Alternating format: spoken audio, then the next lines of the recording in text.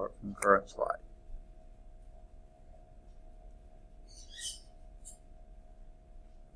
All right. I will even turn on the projector for you today. So you're special. Okay. All right. Let me go over just a couple, and they're not too major, announcements. Bailey's here. Okay.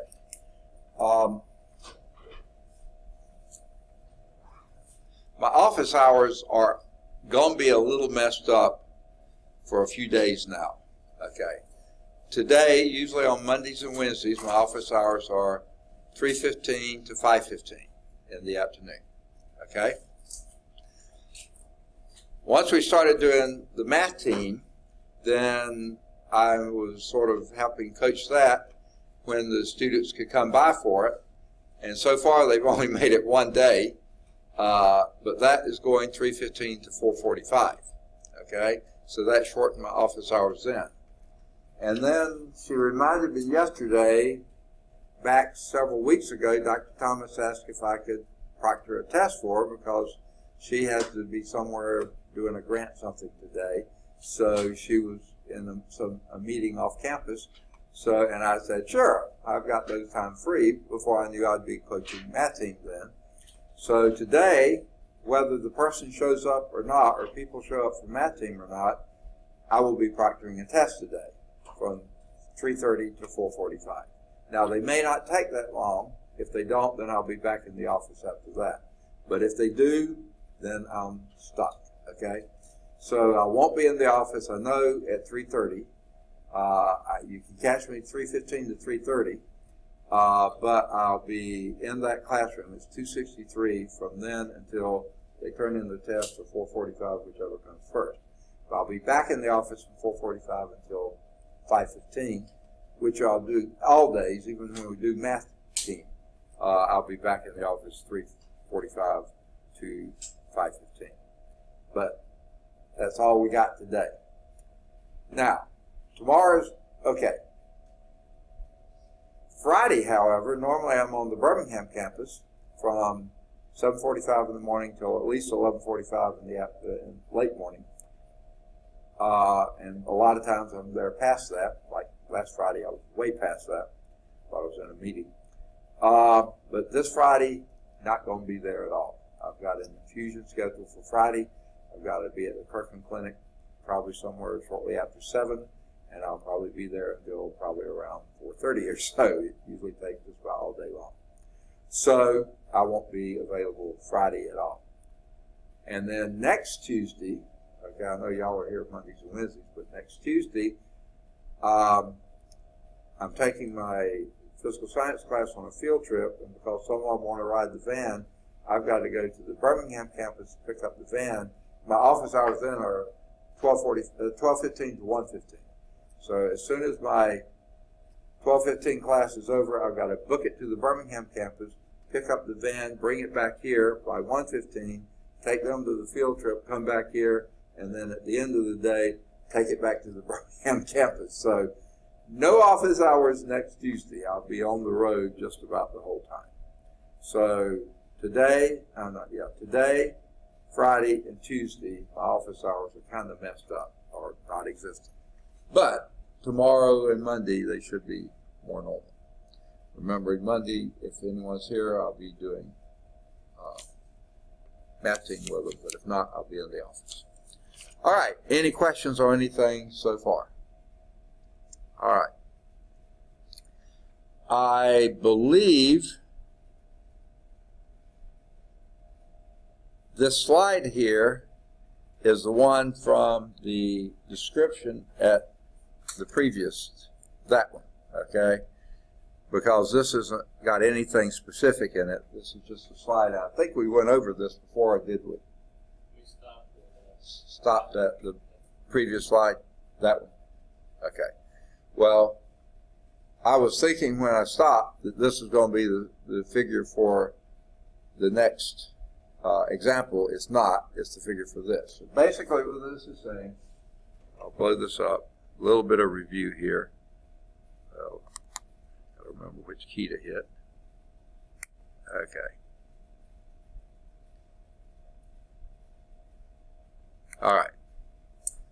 you're calculating the volume by the shell method, okay, what you do is do a dx here, a thickness of the shell. Now this is an axis, this is something revolved around an axis. So the thickness of the shell is the dx.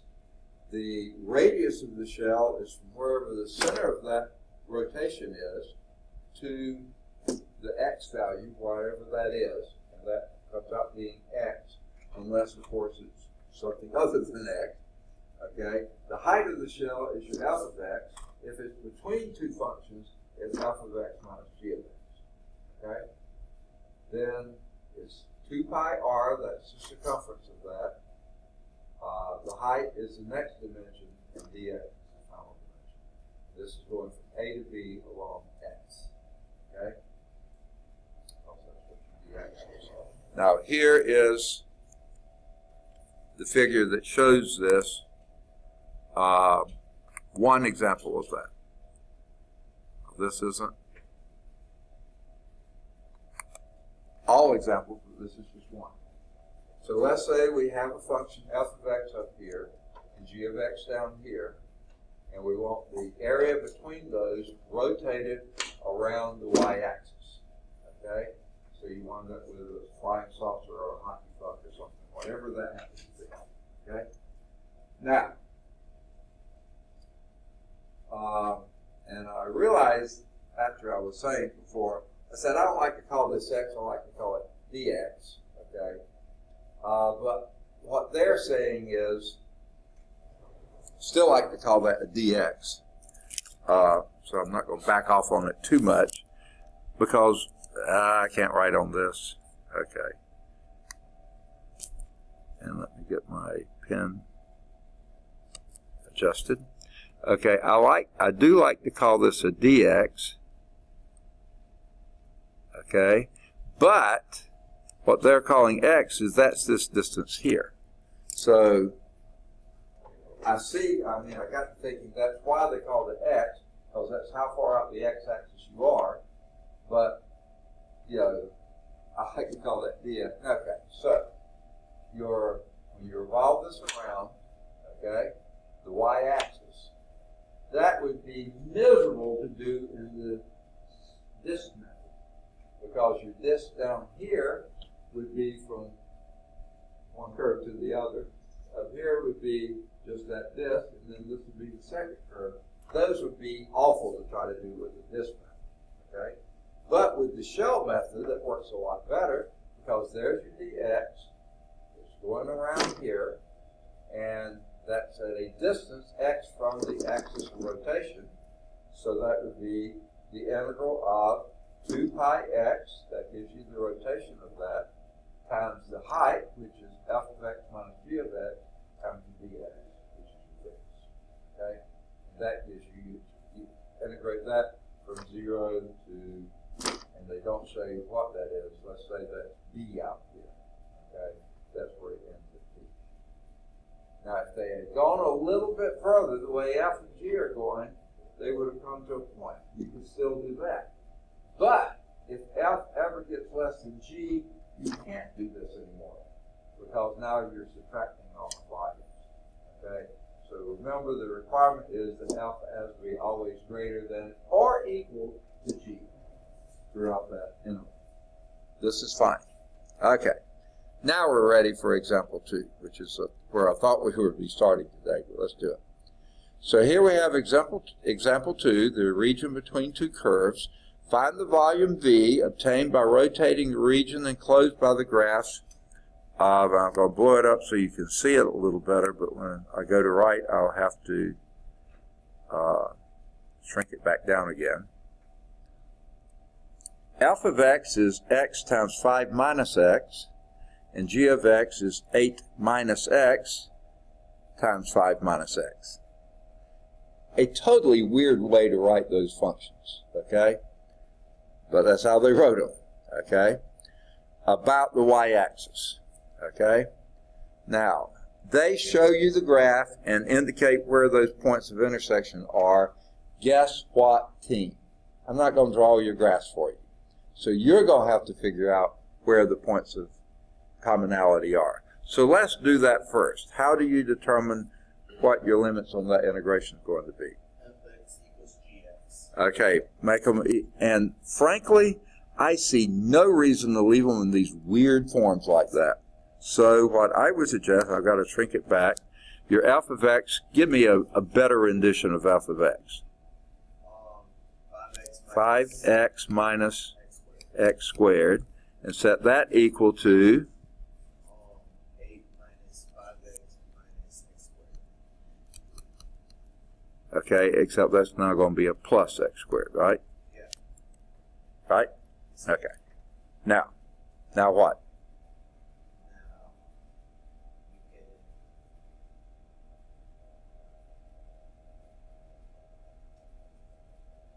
you get add 5x, subtract minus x squared to the other side. Okay. You like to work more than I do. I'm a little lazier than that. It does the same thing, but I always look for my leading term, which is going to be x squared. I find the largest, the plus is larger than the minus. I'm going to move the minus over that way rather than moving it back this way. Is that okay? All right. So otherwise you wind up with a minus 2x squared, and I don't like having a minus 2. So let's subtract 5x and add x squared to both sides. Okay, and what does that give us? And now we can swap sides. Gives us 8 minus 10x plus 4x squared. Plus what? 2x squared. Okay, 2x squared, okay. And that's equal to 0. Okay. Now, what would be the next thing you would do?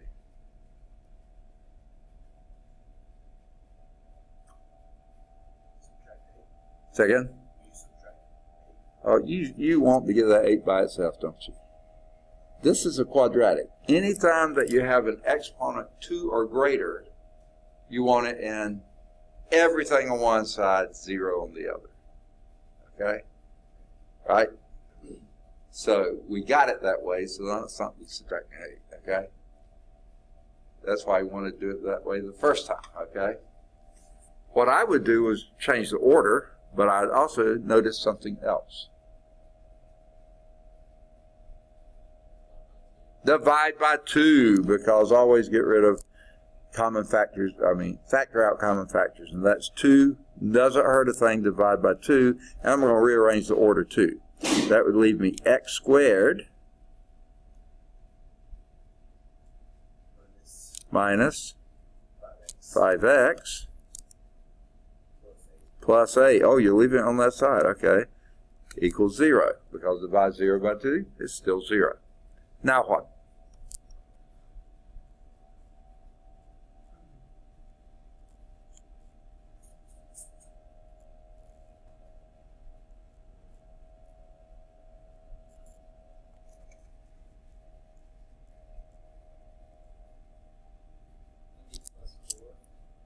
Yeah.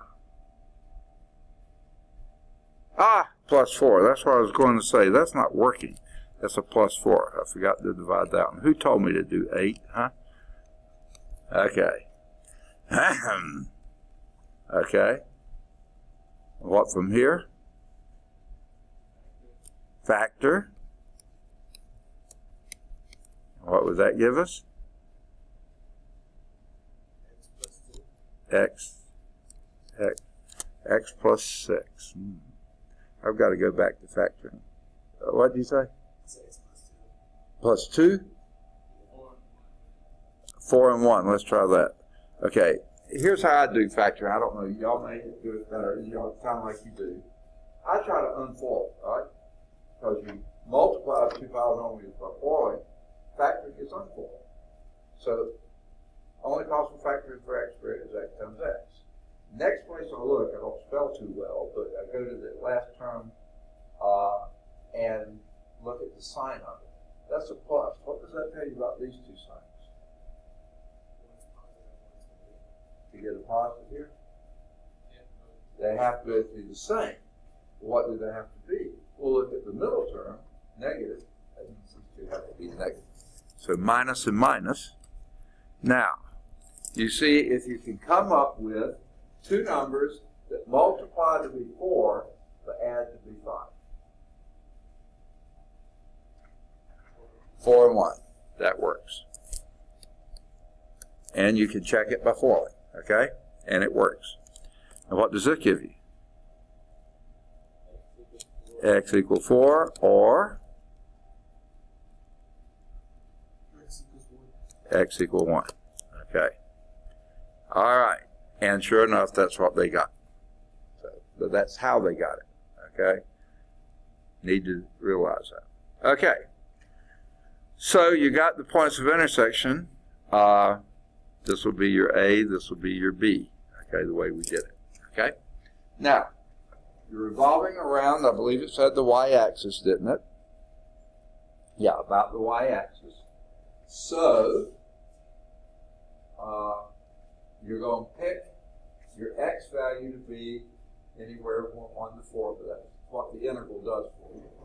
So the volume is going to be, how does it go?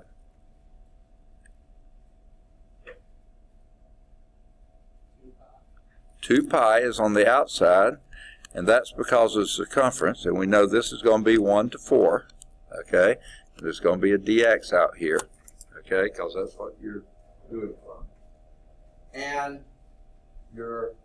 for this line here, which I would draw it as a dx here, but that's x units from the y-axis, as long as x is between 1 and 4, which is guaranteed that to be. So that x value is how far you are from the y-axis, so that's your radius of revolution. So it's 2 pi x, so that's where that goes in there. That's your circumference of this thing when you revolve it around. Then what's the next part?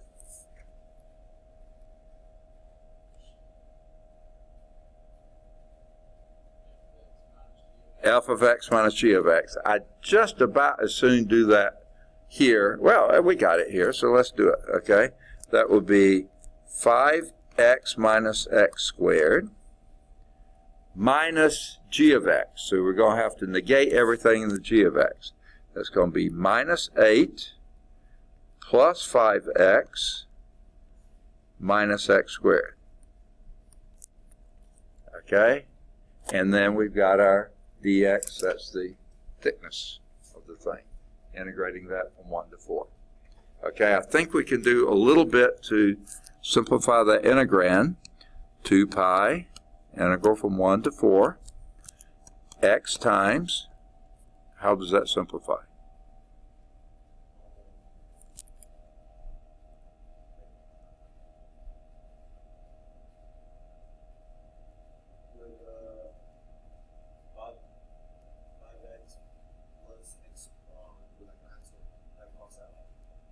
Okay, that's 5x, and there's another plus 5x.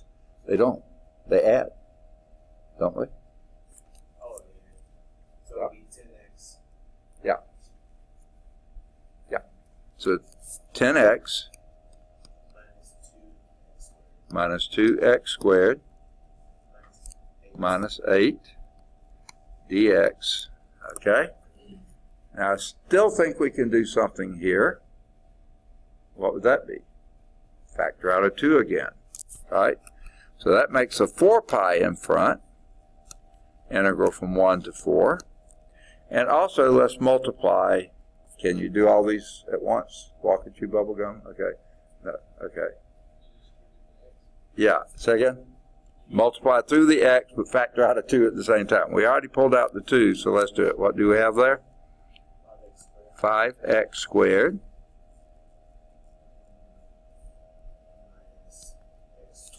Minus x cubed minus what? 8x. You did it again, didn't you? You tried to get me to write it again. Yeah, fool me once, shame on you. Fool me twice, yeah, shame on me. Okay, 4x. Okay, you got me in trouble before, and you just love doing it, don't you? And that's all times dx. Okay, now that's 4 pi. Can we do an antiderivative of that?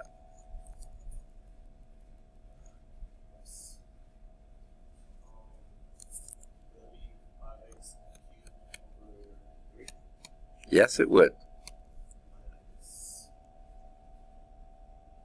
Minus x to the fourth over 4. Okay. And 2x squared. Second, 2x squared. Yeah, minus 2x squared. Okay. Second? Because Yeah, exactly. Okay. And evaluate it from 1 to 4. This looks like so much fun. All right. That will be 4 pi times. Let's plug in the 4. Ugh. What's 4 cubed?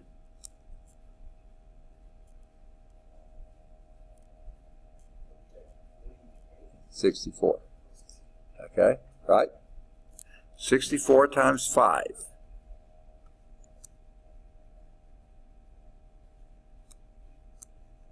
320? No, 328. Wait. 328, I think it. Well, say again? Goodness gracious. Let's start over. Okay, 64 times 5. I'm trying to do it in my head, and it's just not working too well this morning. Say again? You were right. Okay, what was it? 320. For some reason, my pen won't work, though. I keep trying to get the pen back. There it goes, okay. 328? Huh? 320, okay. Okay, 320 over 3 minus, 4 to the 4th power. That would be 128. Is that right? 4 to 4 is 356. 256. 250. I was thinking 3 doesn't sound right. Okay, 256. This thing is just not working well today. Here it goes. I'm not either, but that's beside the point. Okay, 256 over 4. Oh, we could have, yeah, wait a minute. Yeah, that's just 64. Let's not get carried away. That's 64. Okay, because 1, 4, okay. Minus.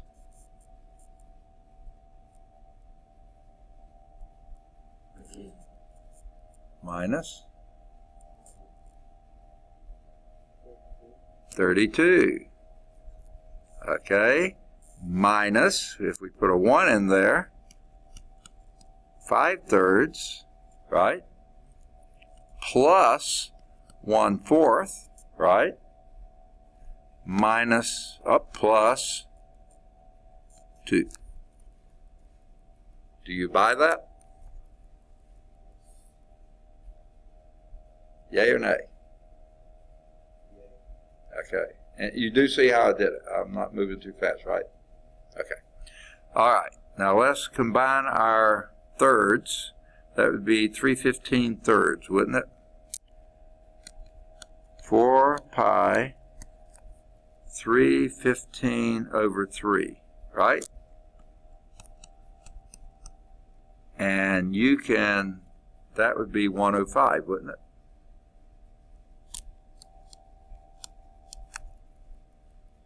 Yay? Okay. And let's see any of these others we can combine.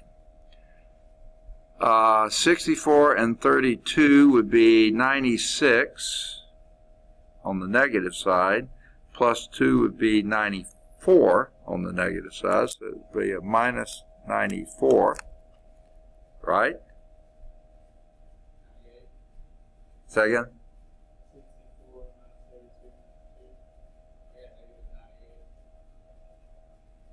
Okay, you did a negative 64, a negative 32, and a plus 2. Did you do a minus 2 or plus 2? Oh, okay, see, you're contagious, you know that? Typhoid Mary, okay. Typhoid 1, okay. Is that right? Yeah. Okay, all right. And then let's do the fractions. That would be 12ths. This would be 20/12, wouldn't it? That's a negative 20/12 and a plus 3/12. Am I right? Okay, so that would be minus 17/12. Ugh. If I did it right. This is so messy. All right. 105 minus 94 is 11, right? So you have 4 pi times, and that comes up being 11, right? Write that in twelfths, and that would be, second?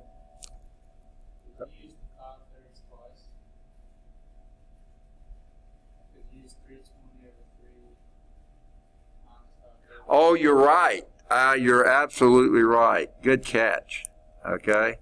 Sorry, I'd already taken that out. I didn't wipe it out. So basically, all you got is a plus 1/4. Okay. So that's yeah. And that's a plus 1/4. Okay. All right. Plus 1/4. Let me make sure that's right. Yes, you're absolutely right there. So that would be 11 1/4, which would be 45/4, right? And the 4 cancels that out, and you have 45 pi. Very good. Let's see if, oh, look at that. They got it too. Thanks. Good catch. All right. See how that works if you do it right? Okay. So are all these problems look the same? They look the same? Yeah, pretty much. They're very similar. They're second cousins, twice removed, but they have a family resemblance. Yeah. How do you know when to use the different formulas? Okay. You look at it carefully, analyze it, and say, can I do this would be a washer method here if you rotated that around. Can I do a washer method? That would be a dy's here. Oh, that would be pretty nasty. You have to do this side of the curve minus that side of the curve up to there, and then this side of the curve to that. That would be nasty. Okay. Doing this way, that's subtraction pretty easy. Nasty but easy. This cylinder method works a lot better. You can do anything you want to, you know, but some of them will be a lot harder to do than others. That probably wasn't a good answer to your question, was it? There's no other pictures. What's that? It's gonna be hard to think. All right, we're ready for example 3. I think this is the figure for it. And they tell you using the shell method. Okay, I don't know if that's required. To calculate the volume V obtained by rotating the region under the graph of f of x equal x to the minus 1/2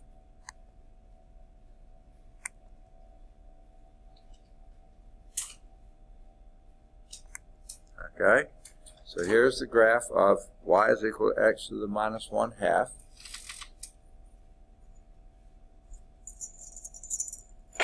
Oops, okay. Over 1 to 4, about the axis x equal -3. Okay. Now, if you were doing a washer method, washers will do it pretty well from 0 to 2. Okay? That would be pretty simple. In fact, you could just do the whole thing 0 to 2. Do this thing revolved around that, minus that thing revolved around that. That wouldn't be too bad. But then after that, you would need a dy here, which, frankly, to get that in terms of y, you just square both sides. So let's see.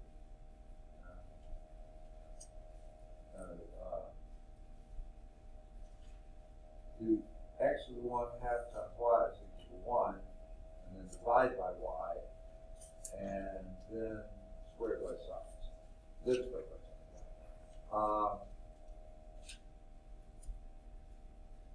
That may not be awfully bad, so that you still have integration in 2 parts. First part being real easy. The second part, you have a little bit of work to do. But they tell you use the shell method. Okay? So with the shell method, your x is here, but your radius is now not x anymore. It's x minus or minus 3, which would be x plus 3. So that's now the radius that you have. There's your height. You already got that in terms of x. And you're going to x from 1 to 4. So 2 pi times this radius here, which would be x plus 3, times the height, which is x to the minus 1/2, times your dx. I wish they could show the dx. See, to me, this would be a lot better. I can't write on that. If they did call this a dx, okay, and this is your x plus 3, then you don't ugly the picture anywhere with anything else, okay? So you tell me what the integral would be. The volume would be x to the -1/2 dx. okay. That certainly is going to be in there somewhere. You said x to the -1/2, and a dx is going to be in there somewhere. I'll buy both of those. Your x to the -1/2 is the height of this. Dx is the thickness of that, but you've got to get the circumference of that. What would that be?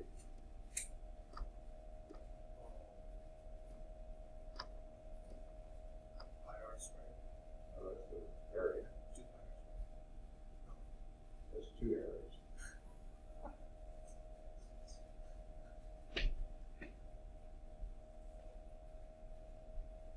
Circumference is,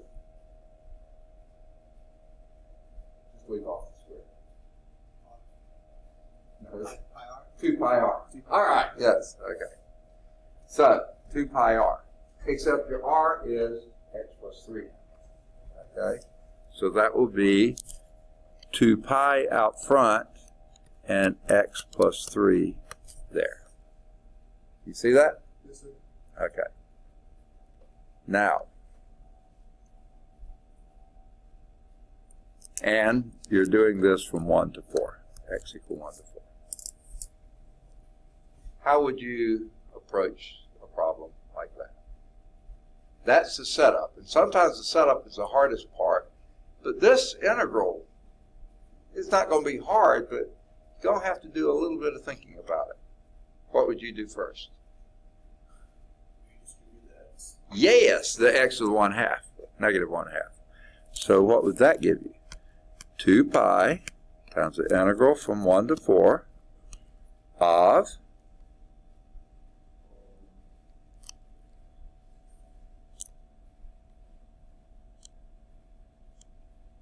X. okay.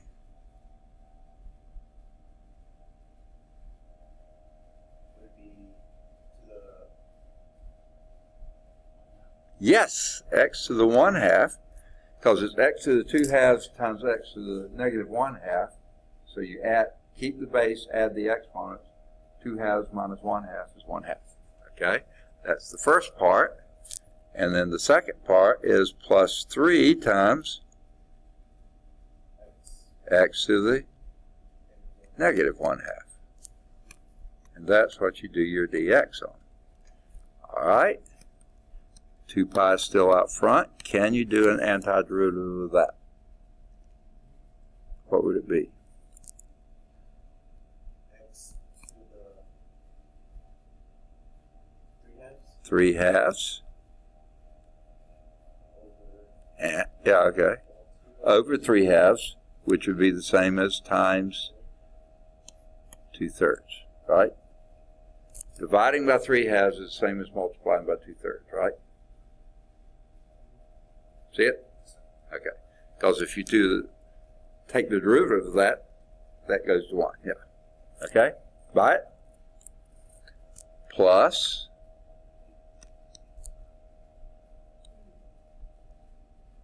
Pretty exciting stuff, isn't it? Okay? Plus,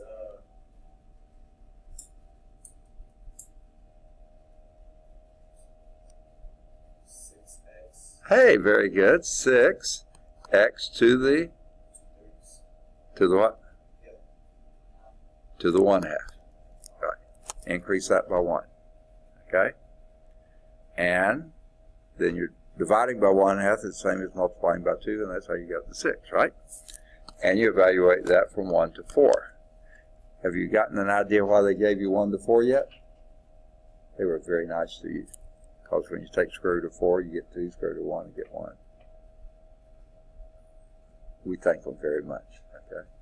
If that had been 3 to 5, oh boy, are you screwed. I mean, no. You can still do it. Okay. So what does this give you?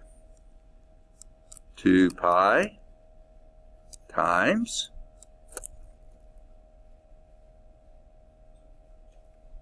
you tell me. You don't need the old calculator. Okay. Plug in a 4 here. I always like to take square root first. Square root of 4 is?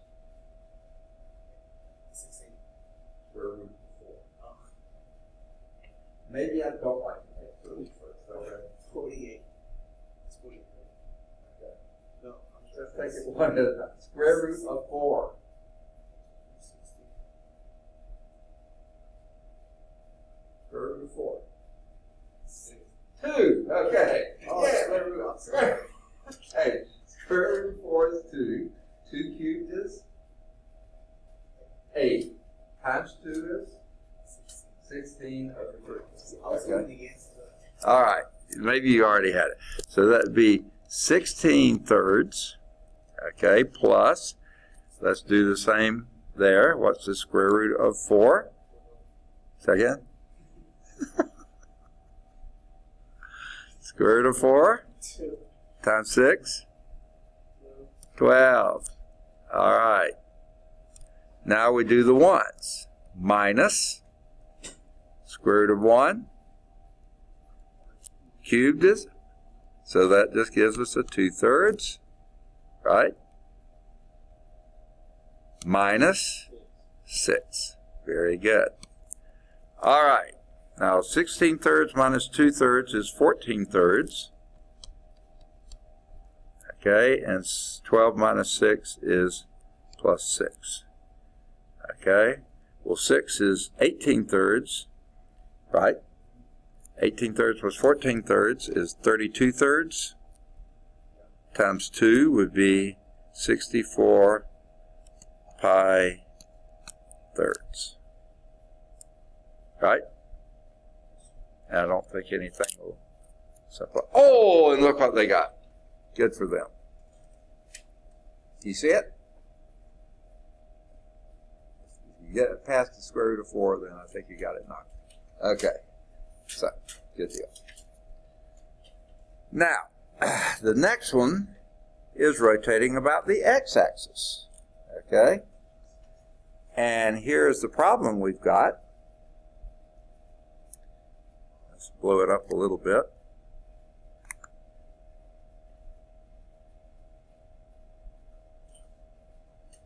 Okay? Use the shell method, they say, to compute the volume V obtained by rotating the region y is equal to 9 minus x squared over 0 to 3, okay, you see that, about the x-axis. So you got a big fat bullet here or something like that. Okay? Now, do you think this is the best way to do this problem? I think not. I think this method is far better on this one. Okay? Because you already got your y in terms of x, do your dx, and you got pi r squared dx, where your radius is your y value. I think that's definitely the way to do on this one. Do you see that? Bailey, you're asking, how do you know what method? Okay. They say use the shell method, which we're going to do, because they said to. But this is far easier doing this one. do your dx's, you see you already got your, okay, now don't look at this picture. Think of it, it's slices like this, okay? Slices like that, each one of those is a disk, and the radius of the disk is the y value. That's going around the y-axis. So pi r squared, okay, that radius squared, times dx. That's the easier way to do this problem. Okay. They say use the shell method. Using the shell method, that means you do a dy here. That means you have to get this in terms of y. How do you do that?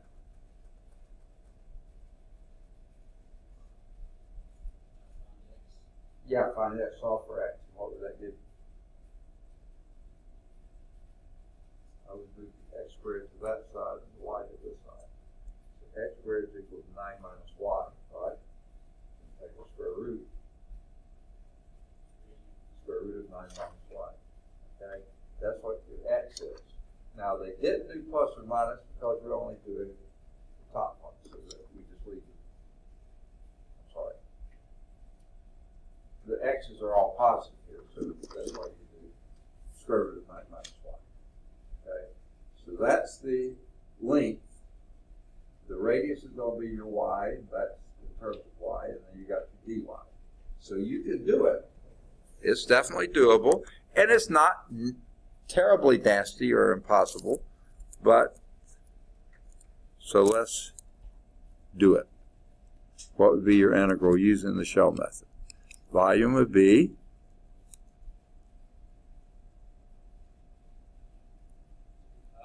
2 pi 0 to 9 because you're doing your dy. Okay, you're right. I like to go on and say that's a dy, and then call this my y. Okay. So we're doing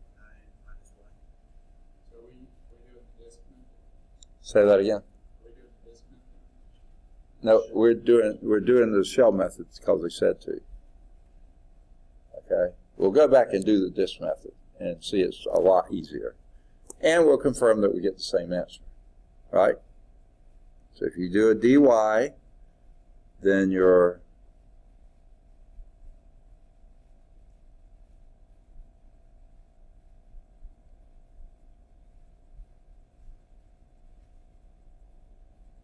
radius is y, right?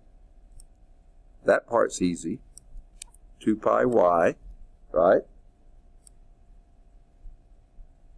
Your height is the part that's not quite so nice, and that's the square root of 9 minus y, and then your dy. So you see your 2 pi times y, that's the circumference of that, 2 pi y. Height is y, which is the x value, which is square root of 9 minus y. And then your dy is the thickness of that. Okay? That's what you're revolving around there. Now, how do we solve that?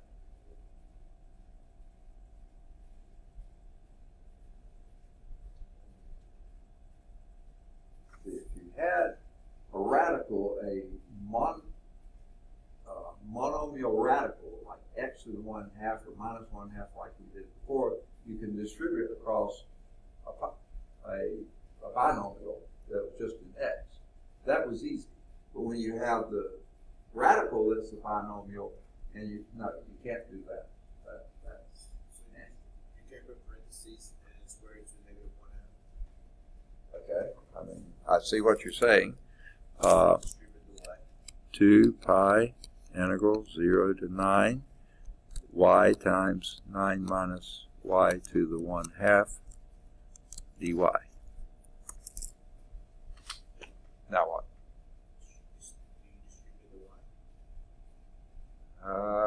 New math. Okay, I hadn't thought of that. Okay.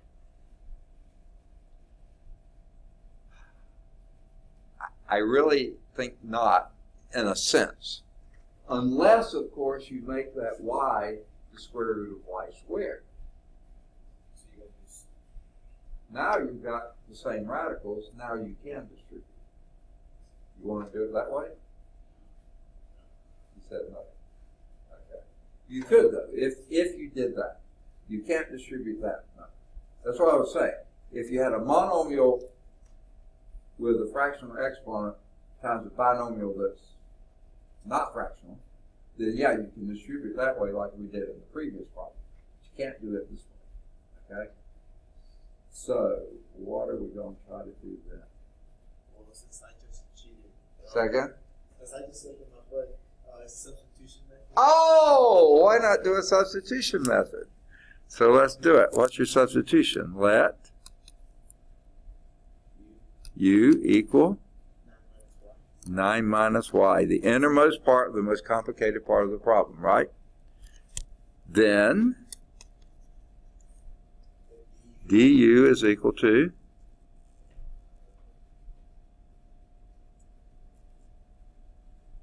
9y. oh, okay, I forgot that rule for differentiation. Okay, negative dy. You're taking a derivative. Okay. Oh, the derivative. Yeah, that's what these stand for. Okay. All right.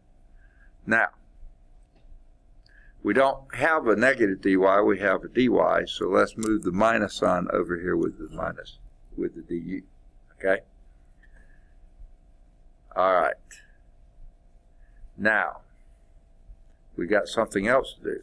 We have this y here we got to fiddle with. We want that in terms of u too. U also.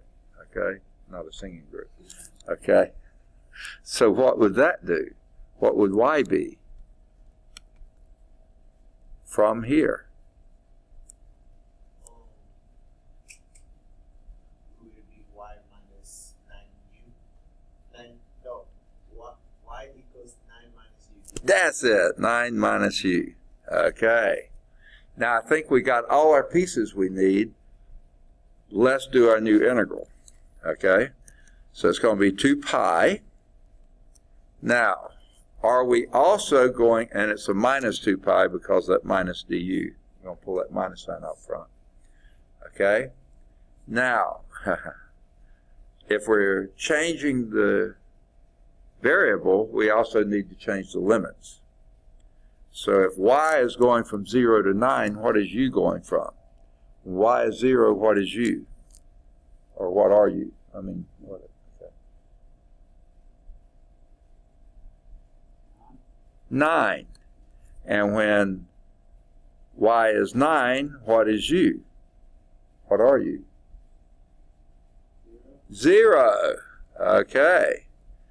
Now let's plug in. Your y is now 9 minus u, and your 9 minus y is,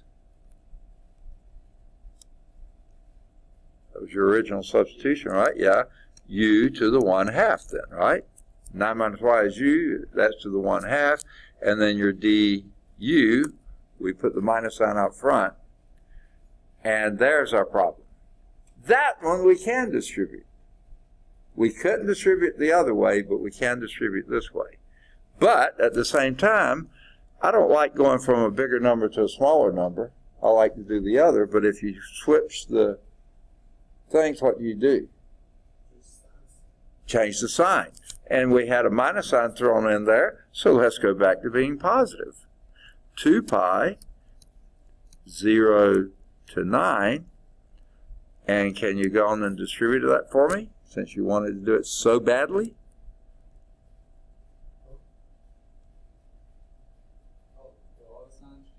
Second?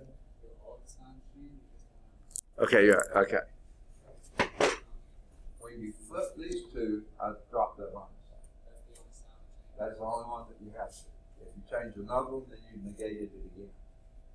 So this negates it, and that negation wipes out that negation. Don't go and flip any more, because then you've negated it one more time that you don't have justification for. Okay, okay. If you wanted to leave this minus and then change that, you could have done that too. Yeah, I just changed one. Yeah, change the sign one because of changing your limits. Okay.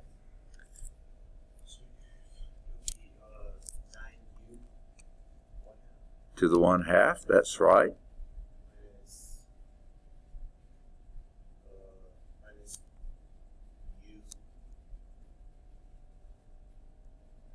To the 3/2 du. Okay.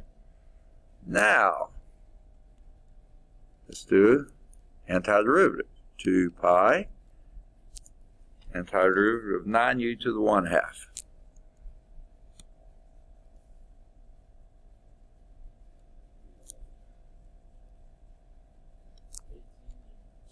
Okay, I heard an 18u, I thought. Did I hear that right?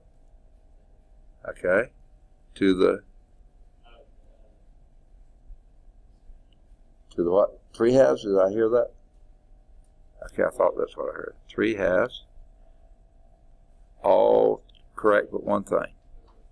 Over 3, which would then make this a 6u to the 3/2, right? By it. Okay. Minus.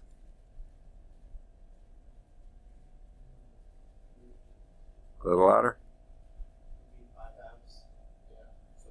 Okay, u to the 5/2. I'll buy that.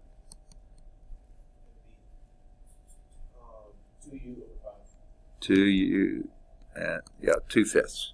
Okay. Not much else we can do with that. We're going to evaluate that from 0 to 9. I'll probably do the 0 part. You do the 9 part. 2 pi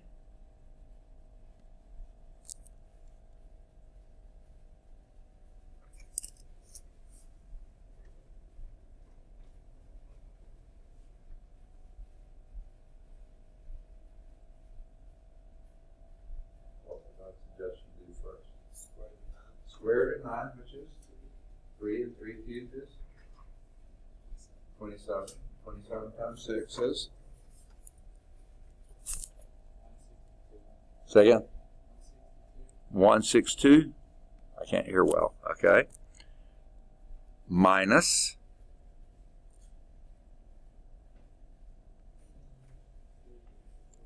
Three to the 5th power. Okay. That's 243 times 3, which is 742, huh? Yeah, 3 to the 5th. 243. Say again? 243. 243. Really? 240. Well, wait. Yeah, you're right. You're right. You're right. Okay. Yeah. 243. Let's go on and double that. That's 486. Is that right? 486 over 5. Oh, yeah, right. Okay. And then I did the 0 part for you, so that's done. All right. I think what I want to do is divide. This is a little, because I don't have a calculator and it's not easy for me to do it otherwise. If I'm doing it in my head, I do 5 into 48 would be 9, and the 36 would be 7 and 1/5. Okay?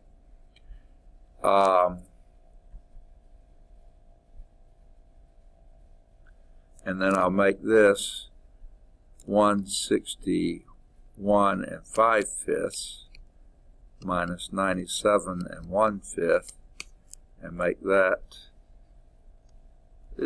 64 and 4/5. I can't write. Okay, 64 and 4/5.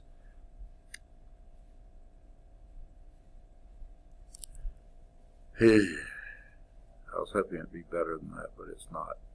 Okay, and then writing that as an improper fraction would be 324/5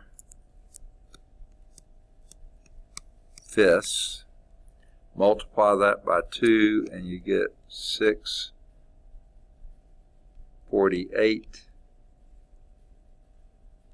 pi fifths. Okay. I hope I haven't dropped something somewhere. Is that what they got?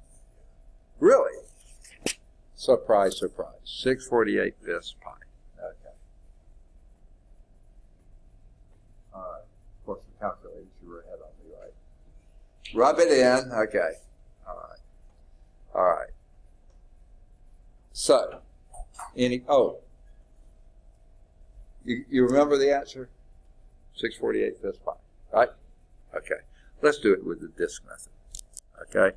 I'm not sure that we haven't already, but let's do it and see what we get. So I'm going to erase all this, and let's do a disk method. Forget this. Let's do a disk here. Okay. And we're going to have a dx here. And the radius of this disk is going to be the y, right? And the disk area of the disk is pi times that y squared. And then you got times the ds. So your volume this way is pi times the integral from 0 to 3, because you're doing dx's this time, right? Okay. 0 to 3 of 9 minus x squared squared dx. You buy that? Okay. That will be pi times the integral from 0 to 3. Can you square that binomial?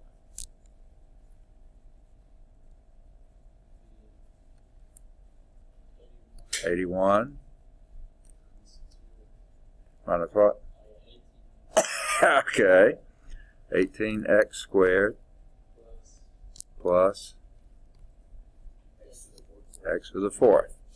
And do that dx. With it? Can you do that integration? Antiderivative.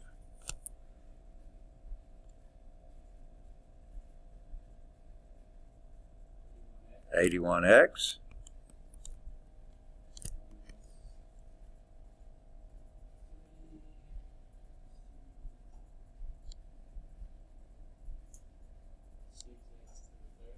Second? 6x to the third, that's correct. Okay.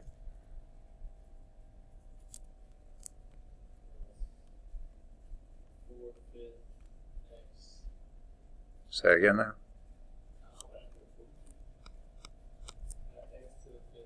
Okay, this new calculus always throws me off, okay? All right. Don't make it any harder integration than you need to. We're trying to simplify it, okay? Evaluate that from 0 to 3, right? So this will be pi times 3 times 81, 243, you need the calculator, minus, okay, 3 cubed, 27 times 6.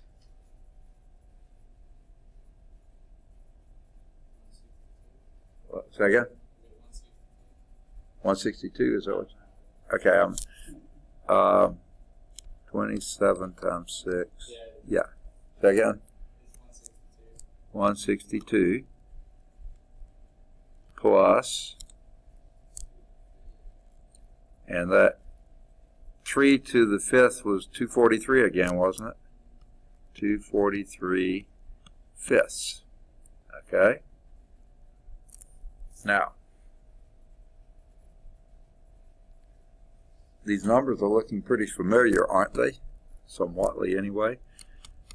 And let's subtract those two first. And that would be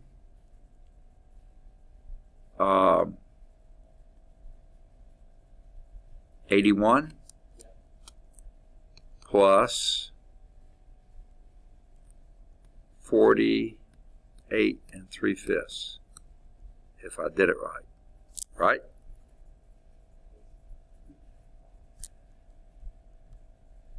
Is that right? Never mind. Okay, so that would be 129 3/5 pi. Okay, well, let's get that to an improper fraction. That would be 45 and 3 is 48. Carry the 4. Whoops, yeah. And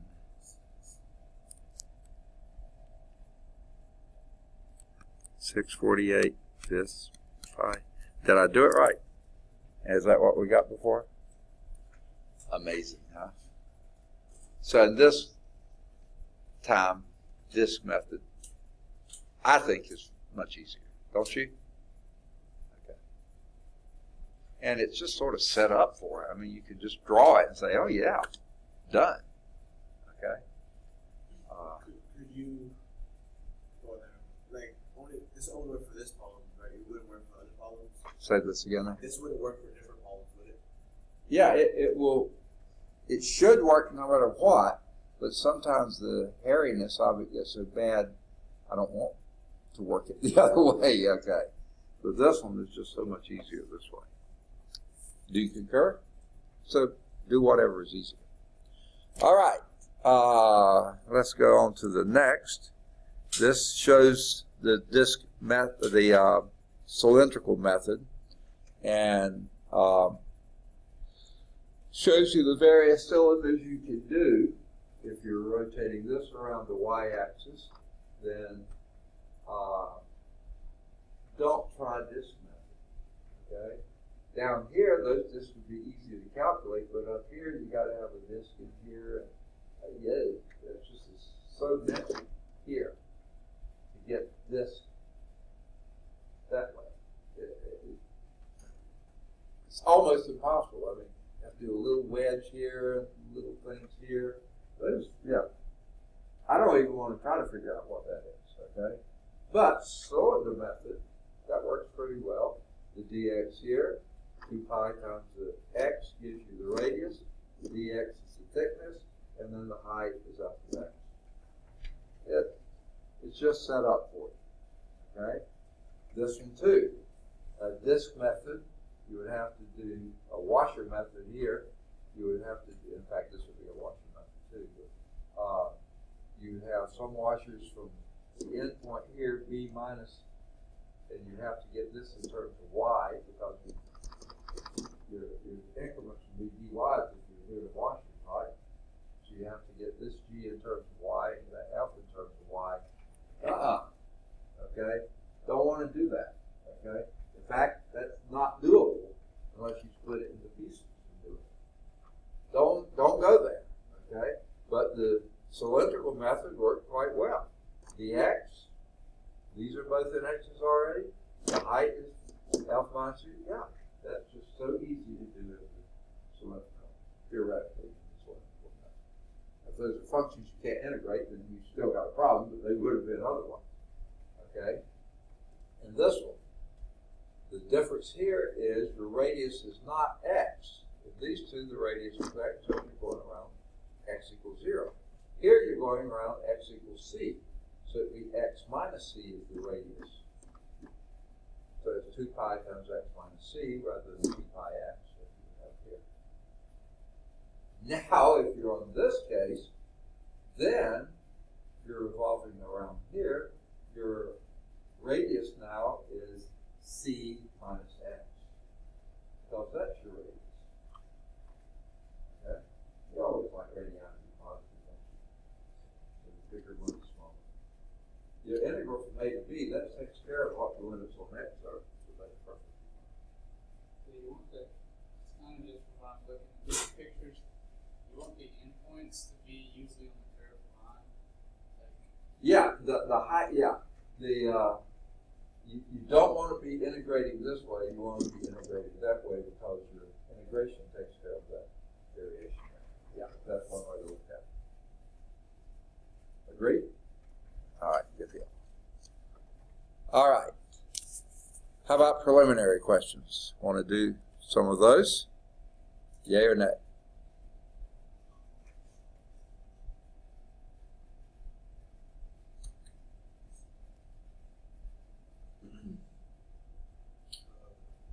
Yes, okay. Consider the region R under the graph of the constant function f of x equal h.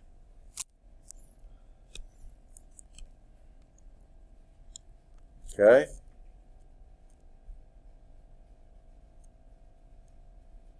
Over the integral 0 to r. Okay? This is the region R we're talking about. Okay? Region R under the graph of the constant function f of x equal h over the interval 0 to r. Have I drawn it correctly? Given the height and the radius of the cylinder generated when r is rotated about the x-axis. So what happens when you rotate it around the x-axis? All it says is give the height and the radius of the cylinder. Don't let what they chose to name them confuse you. When you rotate around the x-axis, okay, what is your radius there? 0 to h. Yeah, the radius is h, okay? When you rotate that around, you have a cylinder, right? No curves in there or anything, just a cylinder. That radius is h, and the height is r, okay? So it's 2 pi, pi r squared, pi h squared r, okay? It's so backwards, but that's exactly what it is. But if you were rotating that about the y-axis, and they didn't ask for what the volume was. They just said the height and the radius. And the A one, the height was r and the radius was h. And if you're rotating around the y-axis, this is the B part, then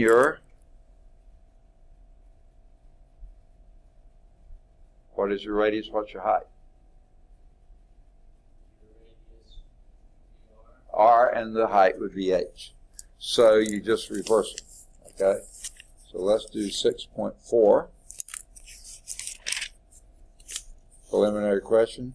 The A one, the radius h, the height r, the B one, the radius r, and the height h.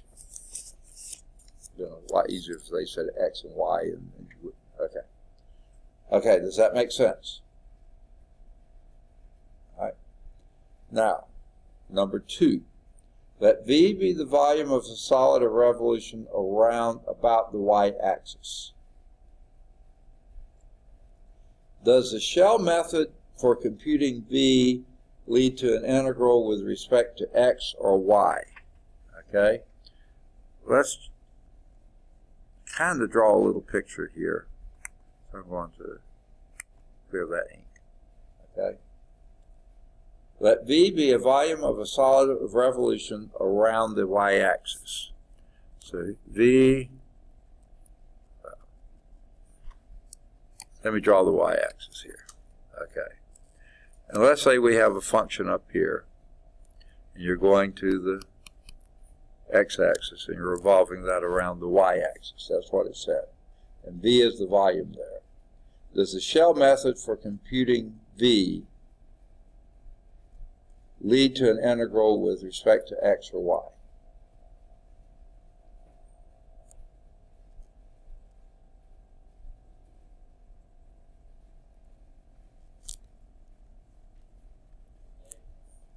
Yeah, your integral is with respect to x because you're doing the dx around there. So that's the A part. Does the disk or washer method for computing V lead to an integral with respect to x or y? That would be y. So that one's pretty straightforward too. With respect to x, A, and with respect to y, B. Good for them. They got it right. Number 3.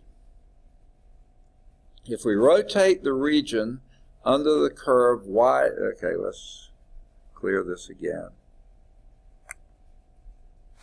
Okay. Y is equal to 8 between x equal 2 to 3 about the x-axis. Okay.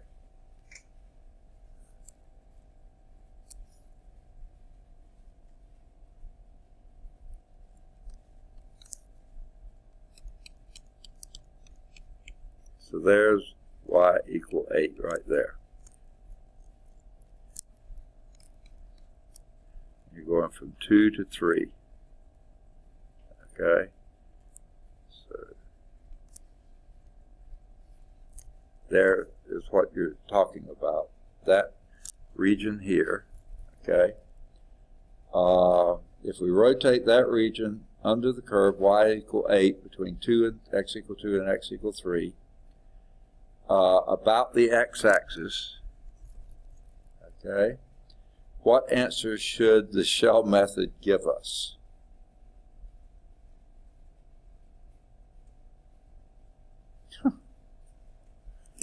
Well, what have you got there? It doesn't matter which method you use, what do you have there?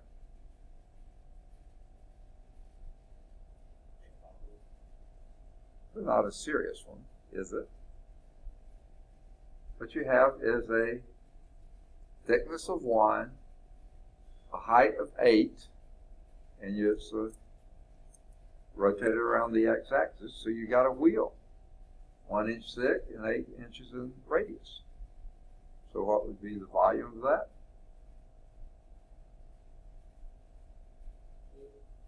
Say again?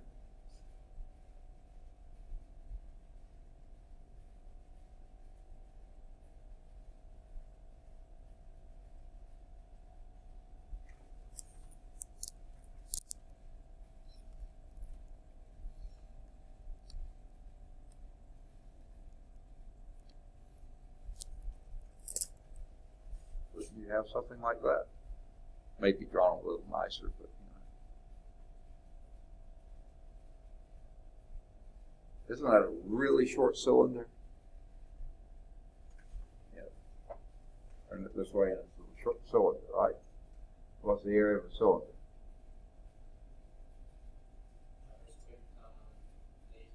Say again? Okay. Yeah, you're doing the shell. You're doing the shell method. You're insisting on doing it. What I'm saying is, what should the volume be? It should be the volume of that cylinder, right? And that cylinder is pi r squared, where r is 8, so it's 64 pi times 1. So the volume should be 64 pi. Okay? Now, what answer should the shell method give us? It should give us 64 pi. Yeah, okay.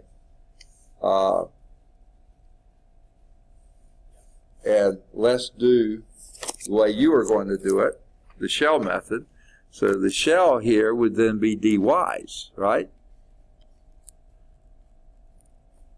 And, okay, I should just do it between these two, okay? There's your dy, and your radius is y, right? This is your y, this is your dy, and it would be going like you were going to say before, 2 pi integral from, and you're doing dy, 0 to 8, right? What goes there? 2 pi y is the circumference, right? The height is 1. Okay, so I'll just leave that as 1 dy, right? Thickness is dy. So let's integrate that and see what we get.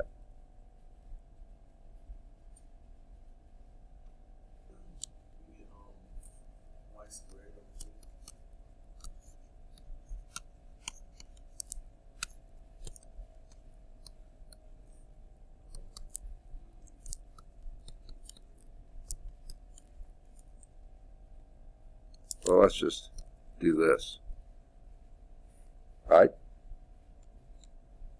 And what does that give us? Yeah, say again? No, wipe out the 2's, and you get 8 squared minus 0 squared, 64. That's the 64 pi. And that's the same thing you get if you did the other. The disk is so much easier. I mean, they're both easy. But the disk is really easy on that, based on the height. area of the basis, pi r squared, which would be 64 pi times 1 is 64 pi. Okay. Was that helpful or not? Okay. All right. Homework exercises. Do any of the odds 1 through 5. Any of the odds 7 through 11. Do 13. It says you need a graphing utility. I really don't think you do, but if you do, get it. Oh, I think I may see why, because that's really hard to see what you can do with it. If it gets too nasty, forget it. Okay, then do any of the odds 15 through 19. Any of the odds 21 to 25. And then any of the odds 27 to 33. Then do any of the odds 35 to 39, 41 to 45, 47 to 53, either 55 or 57 or both, you choose, and then try to do 59. All right. I'll let you decide if you want to do any further insights or challenges. Okay? Any questions on that? All right. Then let's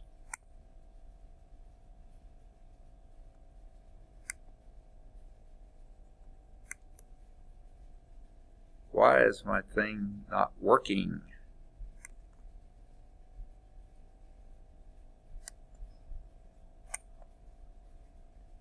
Okay, it says click to exit.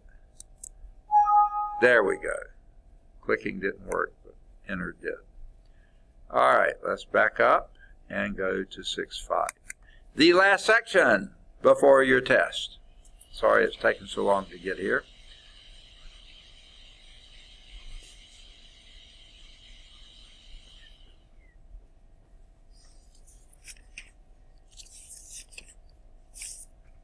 All right.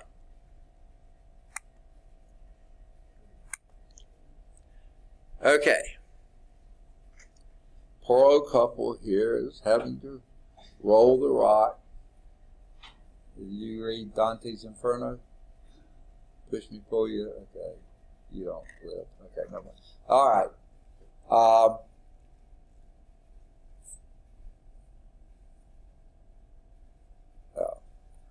Nice little quote from Richard Feynman, but we don't see why they put it here, but I guess it's okay. If you were just, yuck, but why it did it that way, but it did.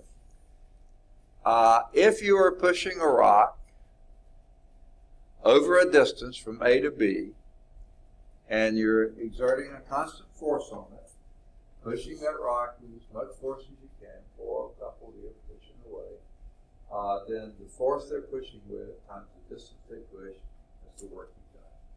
Okay? Have physics yet? Okay. You're having it. What's that? Oh, you did? Okay. Pretty simple. Okay? That's if it's a constant force over a fixed distance. The force is exerted in the same direction as the displacement. That's it. Okay? Work equal force times displacement. Okay. Life is not always so nice, though, is it? Okay? By the way, the units for this, and this was the thing that Richard Feynman was making fun of in his statement there, if you're using the SI units for force, your force is in newtons and your distance in meters, and a newton meter would be a joule. Okay, that's the SI unit for work, joule. Okay. Now, if you're using the U.S. customary, they used to be called the English or British system. Now they call it U.S. customary because we're about the only country that uses it anymore. Industrialized country anyway. You would use force in pounds times distance in feet, and that would give you foot pounds. So work is a unit for foot pounds. Foot pounds is a unit for work as well. The only little problem with that is that you may have you ever used a wrench that was calibrated in foot-pounds? You haven't? Okay. Called a torque wrench. I just use whatever fits. Say again? I just use whatever fits. Okay, no, but okay, you work at a car place, right? Yes, sir. Okay, when you're, y'all use hydraulic things, you set it and do it, right? But in the old days, when you had to tighten those lugs on the wheel to a certain torque, you had a torque wrench, and when you got to that torque, you stopped, right? And that torque wrench was measured in foot-pounds. Were you measuring work then? It was called a torque wrench because you were measuring torque. Torque and work have exactly the same units in the U.S. customary, foot-pounds. But they're measuring different things. A torque wrench, the torque there is the force you're exerting on the wrench, and the distance is the displacement of the wrench from the thing.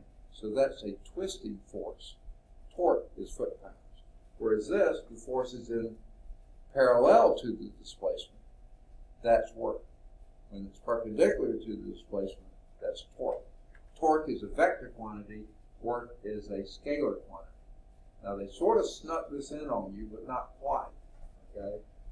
If this force was a vector force in this direction, and the displacement was a vector, not a distance, but displacement in that direction, then work would be F dot D. That would be a dot product of two vectors. Whereas torque is the cross product of a force times a displacement.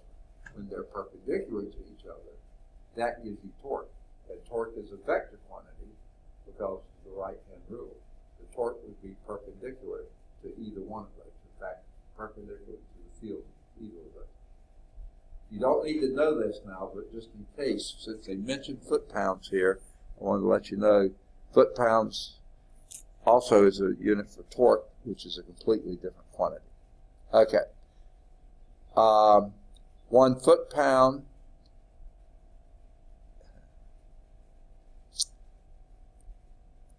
and a joule, by the way, is a Newton meter, and a foot-pound is a fraction of a joule. It's about 3/4 of a joule. Both of those are pretty small units of work or energy. Calorie is even, let's see, did I say that right?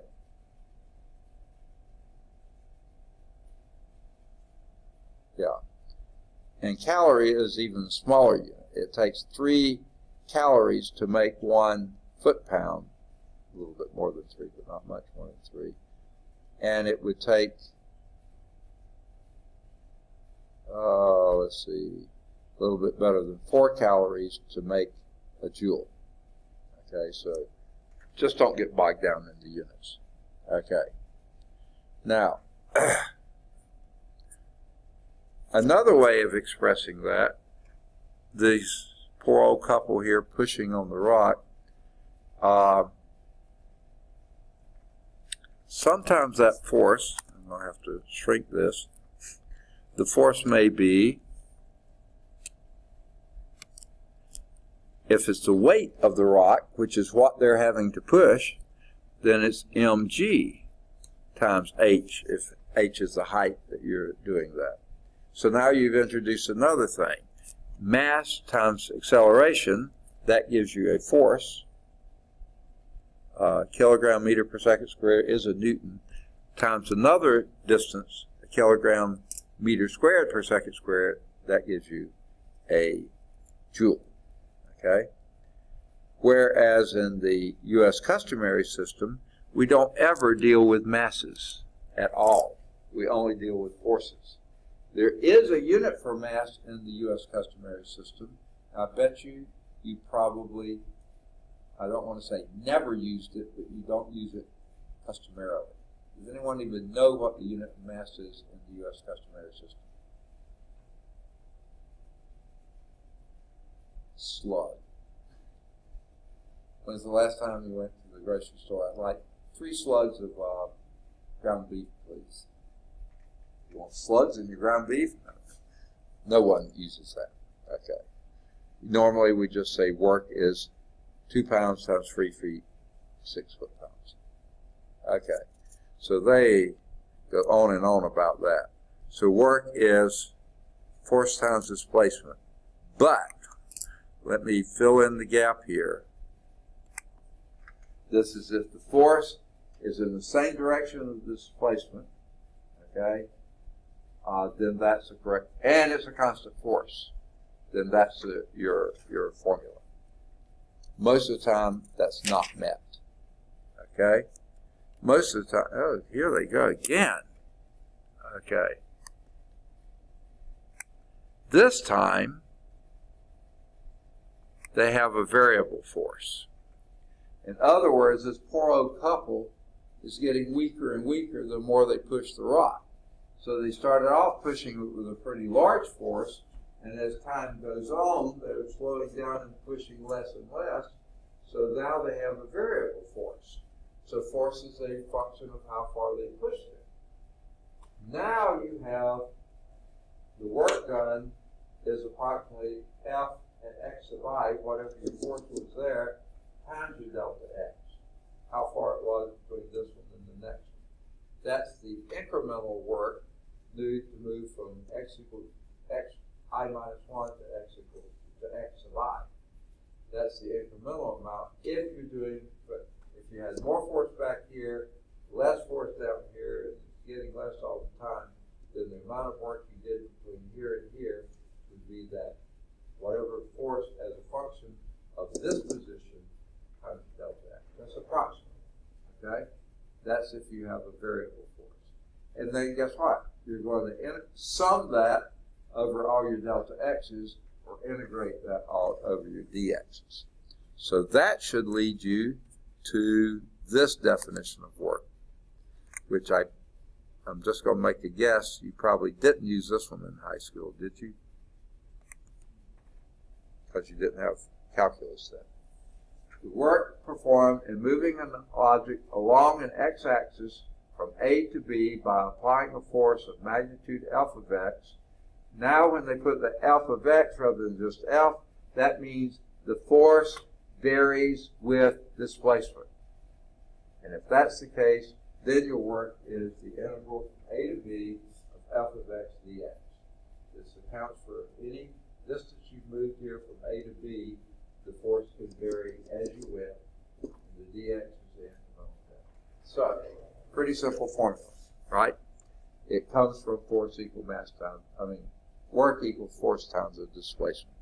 Your dx is your displacement, your F of X is your variable force. Now,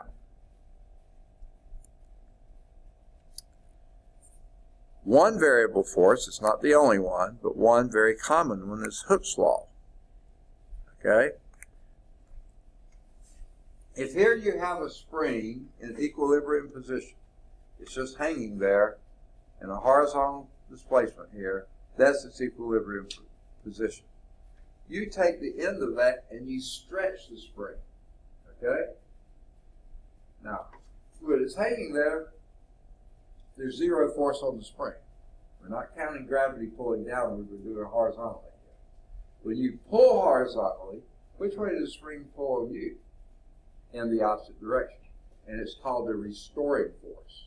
So the spring, if you pull it a little bit, it pulls back a little bit. You pull it a lot, pulls back a lot. So that's a force that is dependent on how much you've displaced it. So it's a variable force. Pull a little, it pulls back a little. Pull further, it pulls back stronger. It's a variable force, depending on your displacement. And this is Hooke's law. The restoring force is minus K times F. K is called Hooke's law constant, okay? Now K, if it's very small, that would be like a slinky. Y'all remember slinkies? Okay. Very little restoring force there. If that's your coil spring in under your wheels of your tire, the big old hunkers there, you better believe that's a huge K. Okay? You know about spring under the tire. Okay, good. All right. So that's, Hooke's law is one type of a variable force because it's a restoring force. Okay. It doesn't look like we have a figure for example 1, so let's just do this. Assuming a spring constant K is equal to 400, oh, and by the way, well, remember we said F is equal to minus Kx, right? What is F typically measured in? Force? Let's do SI for now. What do we measure force in? Second? Okay, that's U.S. customary. You're not even supposed to know about that. But anyway, yeah, it's in pounds. But SI, what would it be? No, that's mass. You not had physics yet? Well, I had it, then I dropped it. Say again? I had it here, but I dropped it because it wouldn't transfer over. Oh, really? Yeah. Where? To Huntsville. Okay, you must have been in the wrong physics. No, I looked it up and everything, emailed my advisors. She said it doesn't count. The only thing that counts is for the lab. So it's okay. So Time out now. What physics were you in?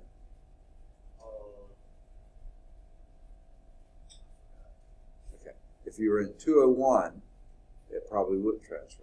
That was trig-based physics. I was in physics Cal 1. Really? Yeah. That's supposed to transfer.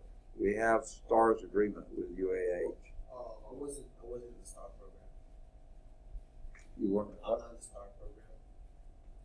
Well, if you're in the 2-year college system, you are in the STAR's program. Yeah. I asked, they told me no. So I dropped the class. Really? Okay. The math class is transferable. The math would, but the physics would. The only thing that transfers is the class over there only counts as a lab over there. So I will still have to take the physics over there, but without the lab. Okay. That is bizarre. And that's for what? Mechanical engineering? No, civil engineering. Wow. They signed on with STARS, and if we teach it, they're supposed to transfer it. You're talking about UAH, right? Yes, sir. Wow. Okay. I think that's incorrect. She told you wrong. Because they're supposed to transfer it. So, I'll show you. Like, they have like the equivalent website, and if you put it in, it doesn't see it doesn't. Okay. What physics do they require over there? If they require a junior level physics, then yeah, it wouldn't transfer. Still the same physics as here. This Cal 1 would be 1, for them would be physics 111. Really? I've never heard that before. I think something's wrong there because our physics 213 should transfer as Cal-based physics anywhere in the public school system. See, Samford, Birmingham Southern, they're not required. They're private schools. But in the public school system, that's what STARS is all about. It guarantees. So, that's bizarre. Okay. But, what do we measure force in the SI system?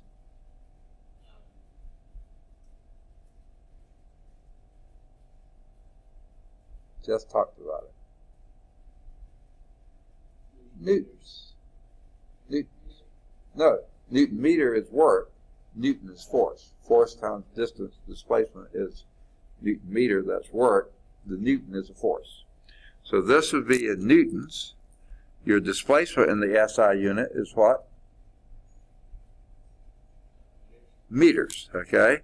So your K would have to be Newton per meter, because when you multiply Newton per meter times meter, you get newtons. So K is measured in Newton per meter. And they tell you here K is 400 newtons per meter. I just wanted to let you know that's where the unit comes from. Okay? Find the work required to, A says, and let me go and erase this other because that was just to get you your unit right, which they gave you. To stretch the spring 10 centimeters beyond its equilibrium. So let's say this is 10 centimeters. Now, Houston, we have a problem. Okay, sorry about that, okay? What's the problem here?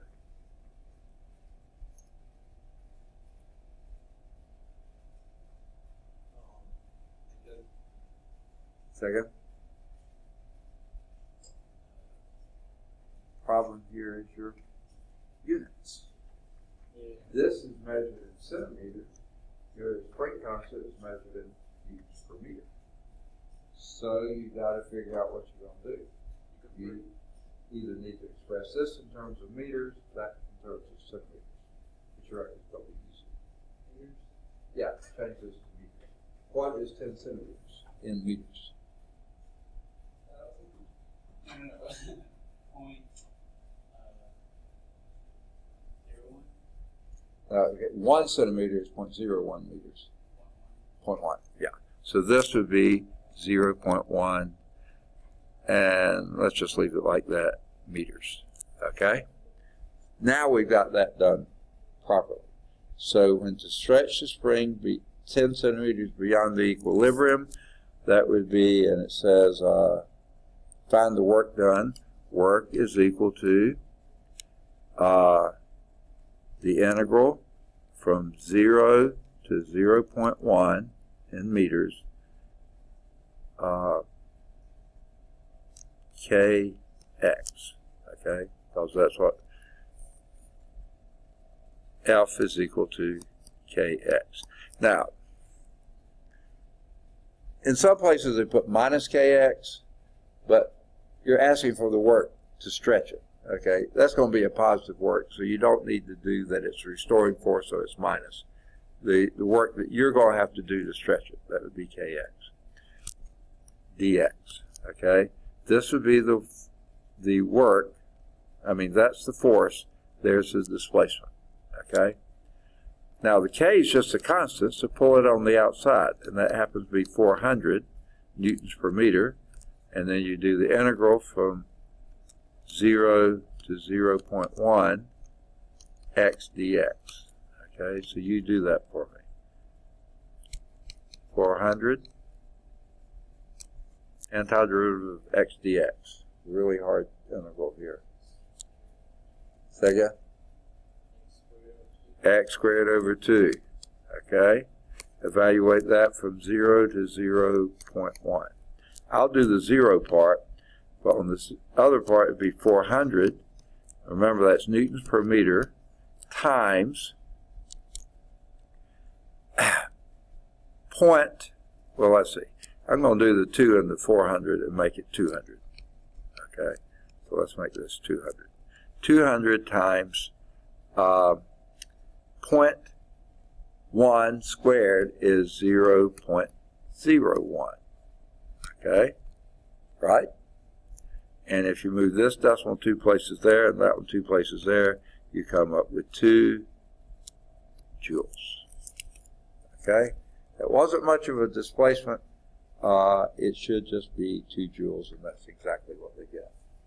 Newton, see, this is a Newton per meter, and this is a meter squared. So the Newton per meter times meter squared, 1 meter cancels the other, that gives you Newton meter. Does that make sense? Okay, the sad news is I was lost some time there doing some arguing, advising. Okay, probably shouldn't have taken class time to do that, but I think they're wrong. Okay, maybe UAH can get away with it. I don't know. We'll need to pick up next time with the B part of example 1. Now, I didn't give you, we didn't do a lot here, but this is a very short section. I think you can probably, let's see, yeah. don't try 1 yet because we haven't done 1 vertically. But number 3 we could do. So you can do number 3, and then after we do the B part, you'll be able to do number 5. So there's nothing new there. I mean, just a little bit there. All right. Now, the other thing, I want to say this before I delete it, because I want Lauren to hear it if she's listening.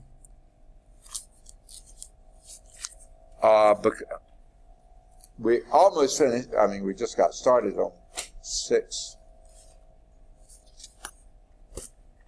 Why am I not finding this?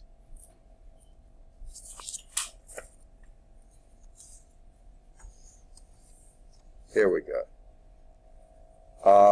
Because I mean, this is a very short section, okay? So we're almost through. And just to give you an extra weekend to work on it, I'm going to give you the test early, okay? Now, it's not due until a week from when we finish 6.5, which will be probably on Monday. But this just gives you an extra weekend. So if you can't do number 10, just hold off of it until you get enough covered for you too. But let me go and pass these out to you. Probably pass that out, I don't know which. And let me, why didn't I keep my place? Yeah. Let me find it again.